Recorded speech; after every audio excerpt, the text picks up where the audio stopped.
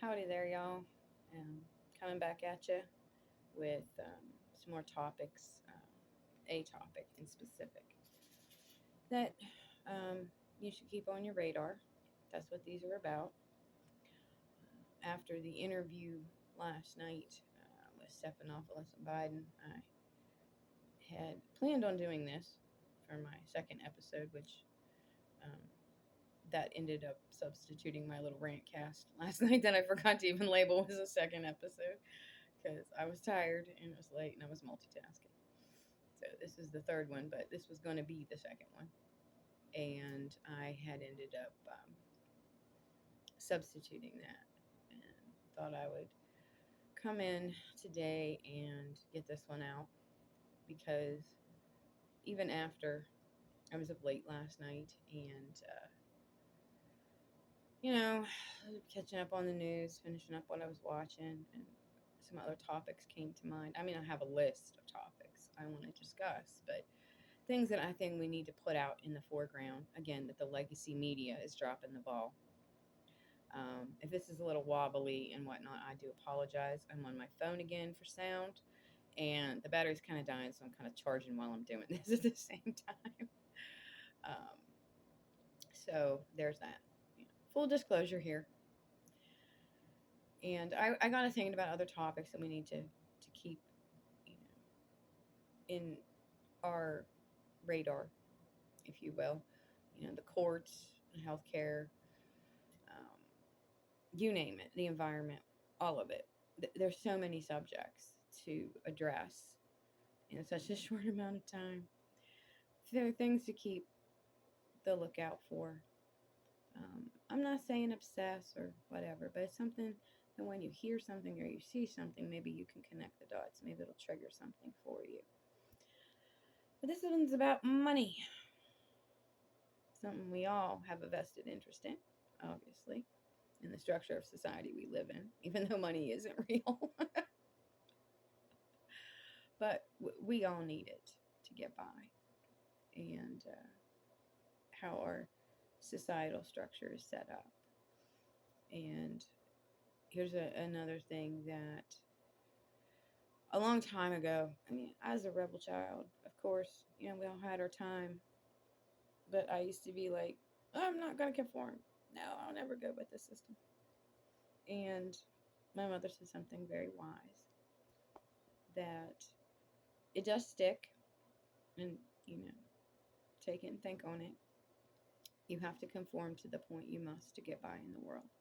The structures as they are designed at this moment, again, work with what you got, is one that is set up. You do have to conform to a point, or you don't got a roof over your head, you ain't got food on your table. So, you got to go to the job, you got to do this, you got to do that. But that's where it stops, in your personal and private life. You do you and think how you want, believe what you want, whatever. And I was always so vehemently against that notion. But I do have to agree, there is some semblance of conformity that we need to be part of because you can't it's easier to smash a wall from the inside than it is the outside. So, if you want to change something, actually dual forces at work, working from within and from without, are even better because then a you've got two hands working towards the same goal.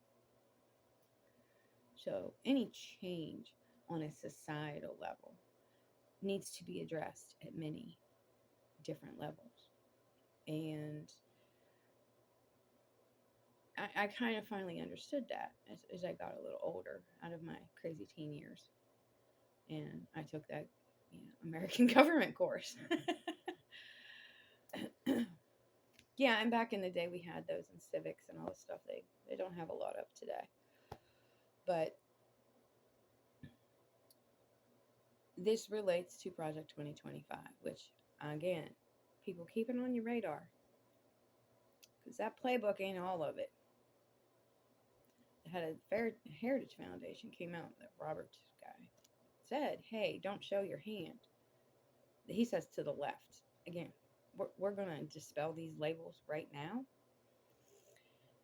What he's saying is, we're oversimplifying, of course.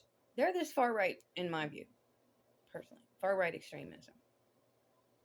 They're not saying the left. They're using the left as a label with a negative connotation attached to it, which, shush, there's not. But there's this far right extremism.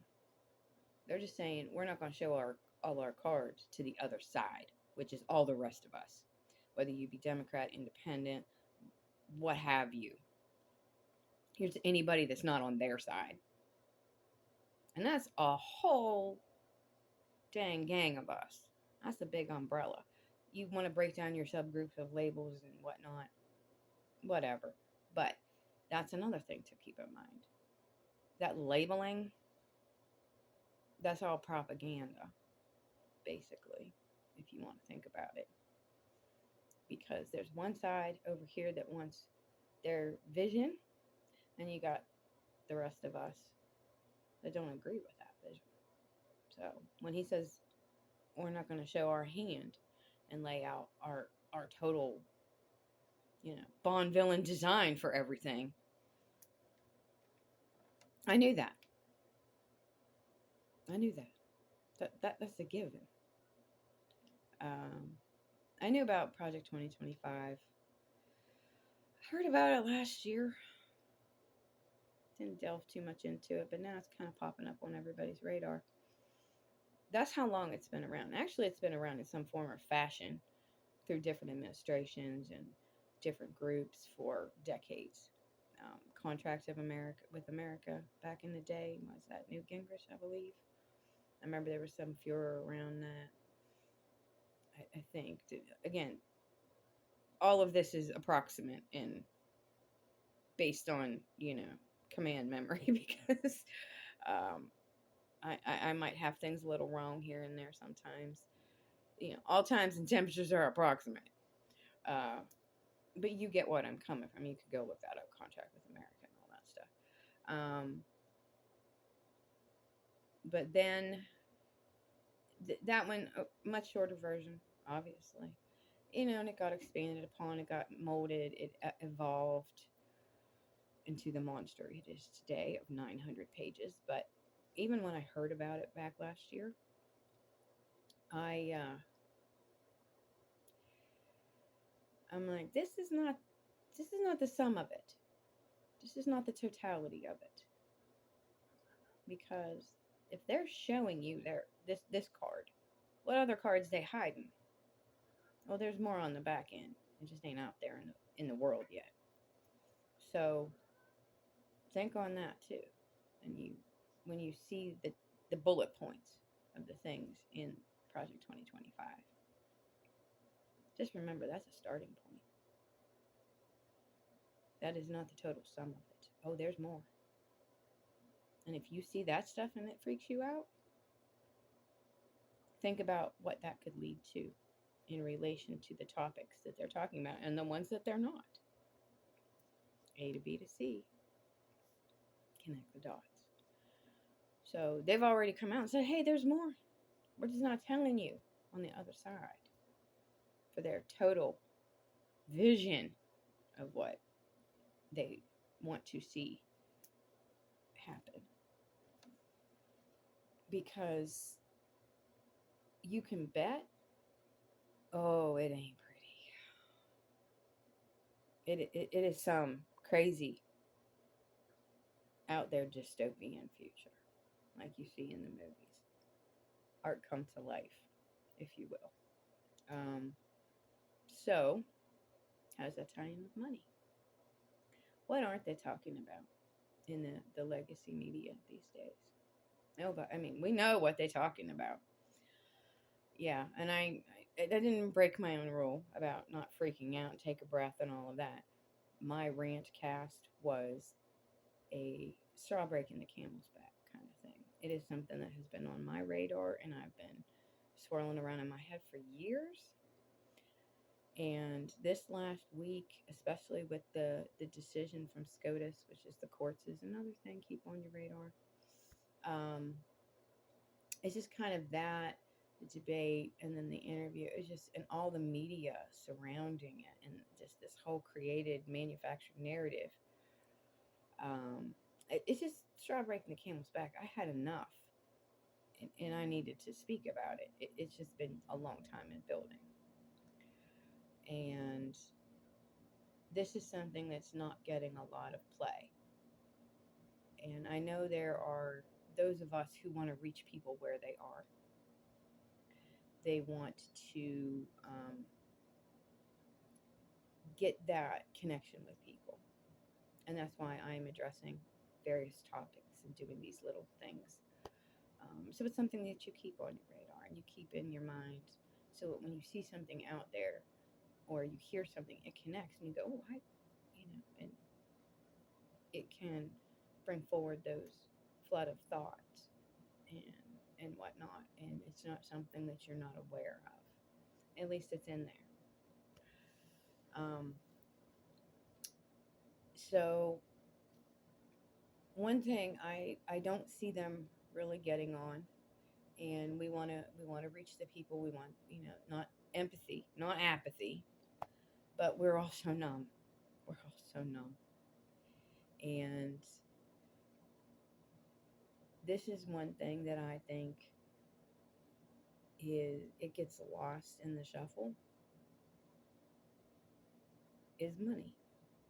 And I'm not saying go be fearful or this is threatening it. I'm not trying to be that. What I'm saying is that is one thing we are all quite protective about because we're one emergency away from that next check not needing to go where it's supposed to go. We're all there, um, the majority, let's put it that way. And you've got all these bullet points and all these, you know, things in the Project 2025 that are absolutely frightening for us as a people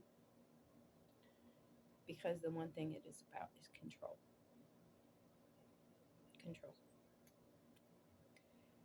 And when you don't have agency or autonomy over yourself, what do you have? What do you have? And tapped into that is how we have our agency in the structure of society. Is we have the financial. We need money to pay our bills, do whatever. And nobody's connected. I don't see anybody talking about the connection of the dots to that in that Project 2025. So, I had made the video before about, hey, use your skills, get it out there, take what you know and bring it to people's attention. And I'm not saying, be fearful or threatening or anything like that, but just make people aware. That's part of the project too. It may not come out and say it directly, but when you're going to call, say, 50,000 federal jobs, that's about their money, Think about that. Day one, 50,000 people unemployed.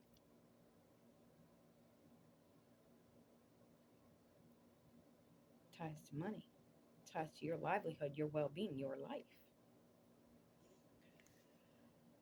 What about the rest of us?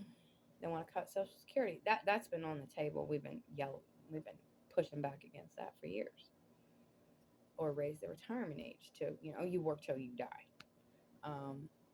They want to privatize it.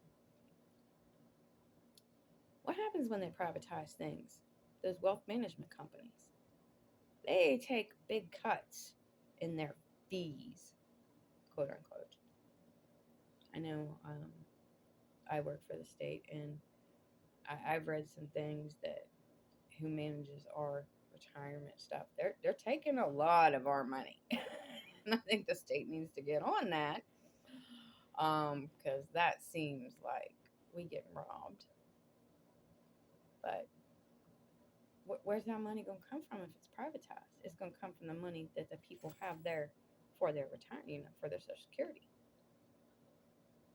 That's going to come out your check. If they even keep it. These are robber barons people you're dealing with at the top. As if they just don't get rid of it altogether and like, hey, you figure it out how you gonna live when you can't work no more. And raid that. And then you have social safety net programs. Oh, they're gonna cut those across the board. You got your food stamps, your medical, your health care, your child care. Those are gonna get gutted. That's our taxpayer money. So where's it gonna go? It's gonna build their grand white Christian nationalism vision. That's where our money's going to go. Not to any. And that's an ideology, people. It's not a religion. It's an ideology. Separate that right now. They've taken a form of religion they follow and politicized it and weaponized it. And then that becomes an ideology. And it's not a faith. Okay, and what about pensions and retirements and 401ks and whatnot? A lot of that is tied up with stock markets and whatnot. Robber barons on Wall Street. This is how it connects to the SCOTUS decisions and the stripping of the administrative state.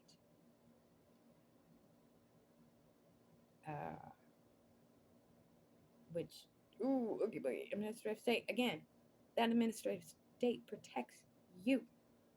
It may not seem like it, but every day it is protecting you. We got cleaner air. 70s air was terrible. Water was terrible. Even in my teenage years, our 80s and early 90s, you couldn't. Sorry, dogs. You couldn't go in the one creek because you're going to get an infection. Something's going to be nasty on you because the water was so bad. And we've cleaned those things up. That is the administrative state working for you. Your food's not bad, Well, let's put it this way.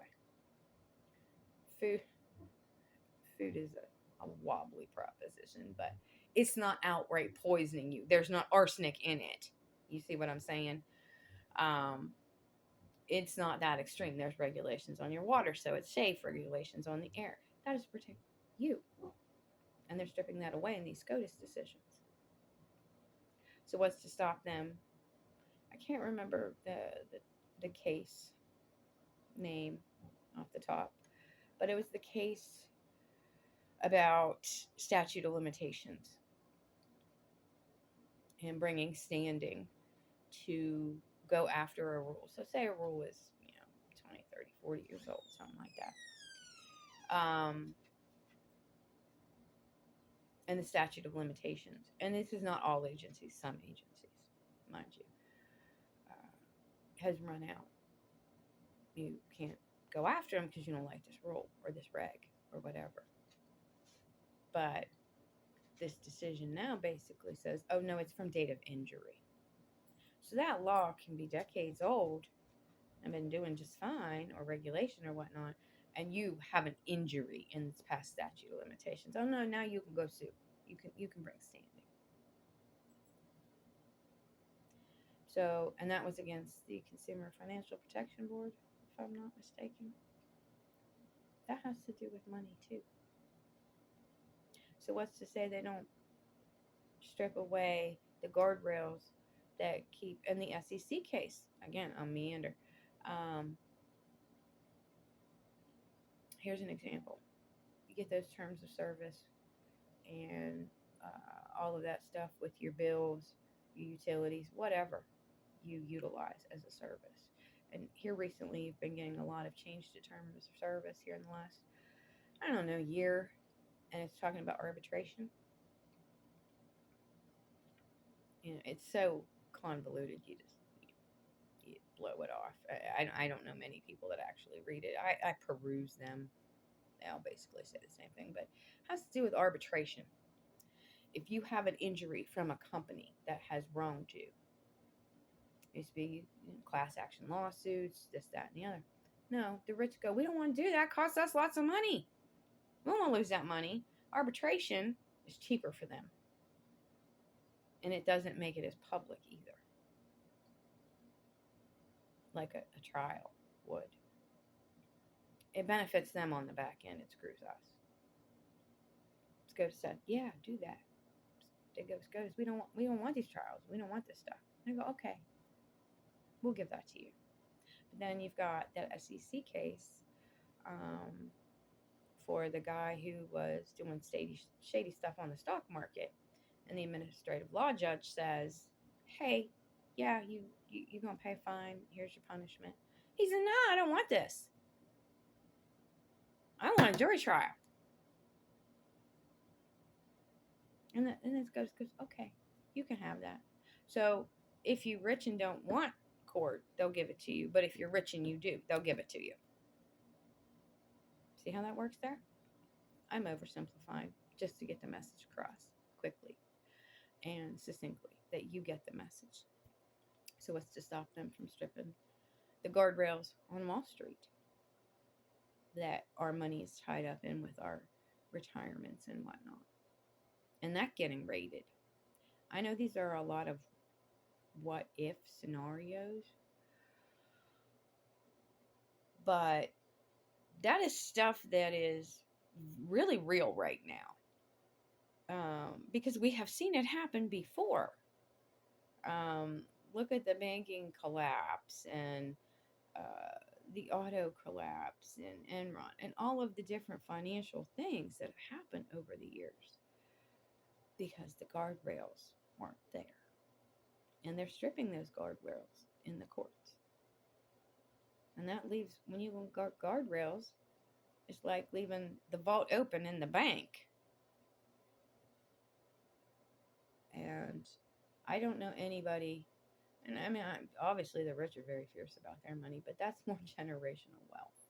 And this is not me being dismissive. Hey, if you want to work to achieve that, you do you.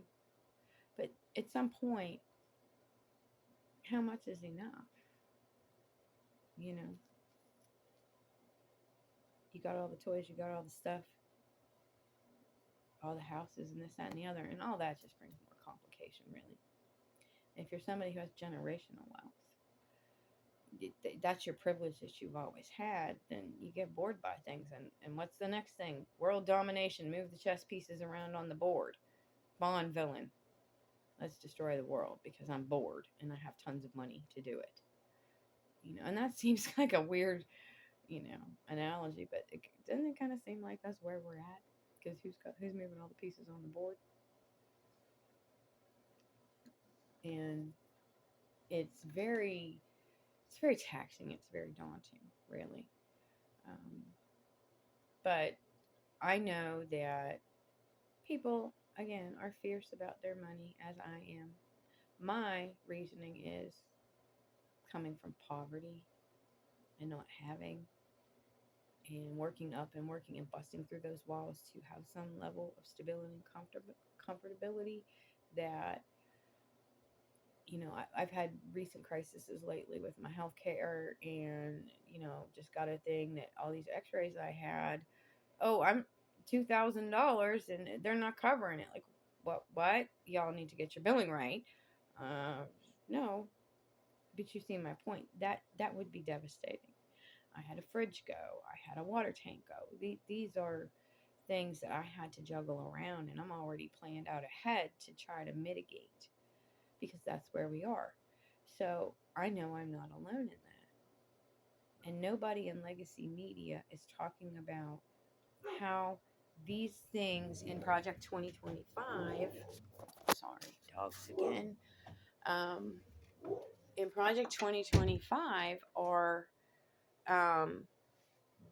going to affect in everyday life for people, the ripple effects that these will have. And money is a big part of that. And it all ties in there. And like I said, they may not come out and directly say that, and in some cases they are, but that is something that should frighten everybody. Because you think you control your money? No, we don't. That's why anybody with more than 2 brain cells to rub together need to be reading that. I know it's 900 pages and it's daunting, but I mean, hit the bullet points, if you will, or take a subject and type it in and find it. And all I'm saying is it should frighten you, and that is only the beginning. That's just the start. I think the total overall scheme. It's probably a playbook broken up into many pieces, and that's just the first one that we know about. You know there's more on the back end. This is the Wizard of Oz here, people. Yeah, look over here while we're picking your pocket. Don't look at the man behind the curtain. So that's just something to keep in mind. This is not for fear or threatening or freak out and go pull all your money. No, no, no. It's just these are things to keep in mind and bring to the attention of those running the show. You ain't having it. You know, um, it's one of those things that I had a client I was discussing some things with, and here's another thing: education, people, spread the word. They were not aware that they could contact their legislators. This is the world that we live in. And that's no disrespect to this person, not whatsoever. Um, but I mean, that's where we're at, that people aren't aware or they think it does no good. How do you know if 100 other people didn't do it before you? And there's not 100 other people, getting ready to do it right now. Yes, your voice matters. So, from local to state to federal, all across the board, even companies, corporations, they all have contact stuff. Write, call, email. You can go to your legislatures and call them and say, I want a meeting with you. I want to talk to you. Once they get into office, you are their constituent, whether you voted for them or not. They are beholden to you. You put, you or the others around you, put them there. They are elected. They work for you. You. Remember that. So, like I said, if you think it doesn't make a difference, you don't know how many people did it before you, and you don't know how many people are coming behind you. So do it. Make that difference. And tell that to your friends. Hey, I did this. Why don't you, you have an issue, whether it be healthcare or childcare or, the financial difficulties we are all facing in the world from the structure that is set up around us. You need help with your medical care or whatever. Have a topic, a list of topics in a way you want to frame it and relay that to them. Write them, email them, call them, meet with them. Bring this to the attention of them. Now they might blow it off and not give a darn, but you did it. And make that known so that other people will get involved in that too. And, when it comes to money though, again, because of the structure that we're in, and I thought I might be just a little bit alarmist, but I was having a discussion and not telling tales out of school without their consent. I will just say I was having a discussion with someone and relaying this information and how concerned I was that I'm not hearing more about it out there in the world and on the interwebs. And nobody's really bringing that to the the forefront. And I said, I don't know about you, but I'm fierce about my money because I know what it's like to not have and have to struggle to get to that level of stability and comfortability. Wobbly as it is, but you get my deal that I'm not living in my car or something like that, as I once did, or on somebody's floor or in a hotel or wherever.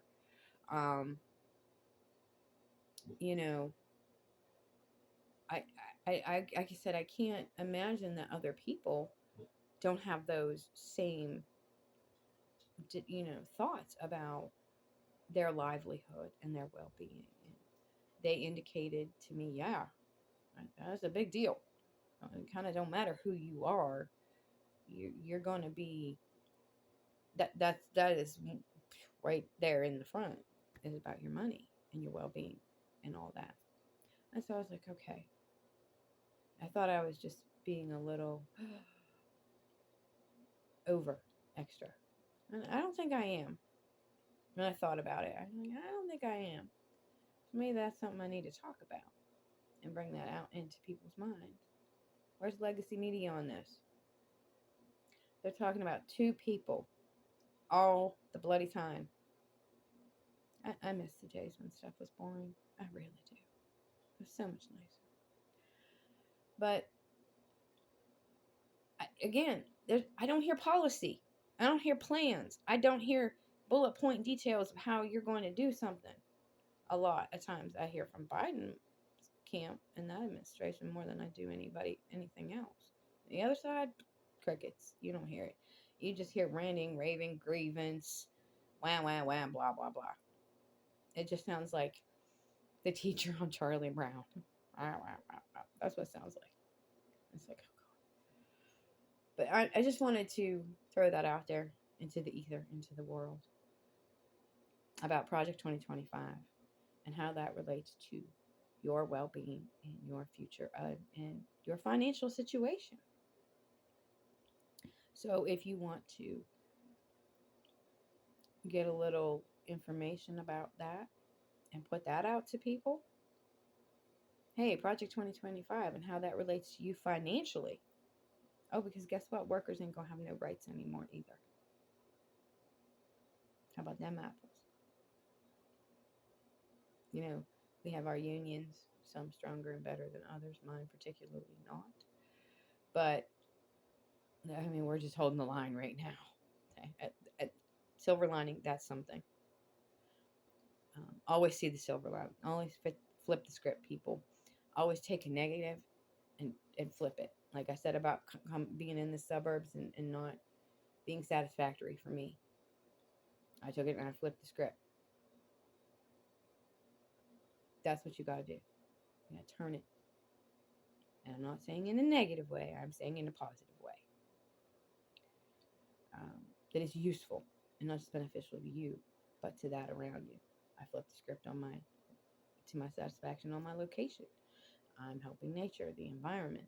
I'm helping animals and wildlife and giving me peace because that is my peace. So it's my plant therapy, if you will. And it's cheap and it's so nice, but and soothing. But I'm just saying that's one example of flipping the script. Take something and turn it to make it a useful, positive, beneficial thing, even if just to yourself. But usually, even if it is for yourself, the majority of the time it has ripple effects. And that's why you need to look at Project 2025 and the financial side of it and how that ripple effect will impact you. This big time stuff here. And how do you control a population? Like I said before, food, water, money. You can work around the water and the food to some degree. In some places, I'm not saying everywhere, but because of our social structure and the financial way that everything is set up, money's how we get it done. What happens when you don't have it no more? You become a controlled population, do you not? So that was just something I wanted to get out there. Look into it, think about it. So when you hear them drawing on about, debates and age and this, that, and the third, I'm so over it. Legacy media, just, again, not all, but they will be the arbiters of their own demise.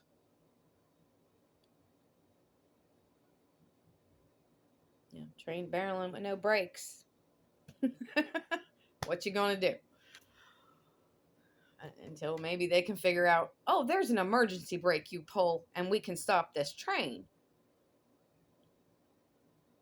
They never seem to figure it out, but that's why we have to push our own ideas out into the world. We have to push and pressure for them to do better. We are the consumer. We are the constituent. It doesn't matter what area you are talking about. Who holds the keys? We do. We're just not using them because we are a society that is very punitive and based on punishment and fear. And if you think about it and you reverse engineer your life and you go back and you look how things connect, we've been lulled into that. It's that conditioning. And it really just is one where, like, I agree with Danielle Moody. National protests. They're doing it in other places. Why ain't we in the streets? Because they've got us so afraid, and they have structured it in such a fashion that you can't take off work. Again, that one emergency, you're going to get punished, or there's punitive damages on the other side of that. Or if we all walked out tomorrow, they can't fire us all, but you can get punished, and then it's going to go. If you want to do something, it goes on your employee review, or like in our union, you can't strike if the union doesn't say so. Even if you have a problem within the office or wherever you work that is a toxic environment, and you want to make that point, and you've done all the steps and the grievance and this, that, and the other, and that even takes forever, takes years, and it doesn't solve the problem. You can't just walk out. They can fire you. Punitive, you see, punishment. We are a punishment-based society too. So everybody's, if we walk out, what's going to happen? Because the trap has been laid. We are in a prison of that making, and it really is hard to break through that. And saw those bars through. But at some point, people, we have to. Collectively, we have to. Yeah, they say one person doesn't make a difference. Individually, no. But if somebody sees that other one person, and then somebody else sees that person and that person and that person, then it creates a movement. And yes, that one person did change the world. So it has to be that one person that somebody else is paying attention. And it gets that attention, and it creates more people coming to it to be in unity.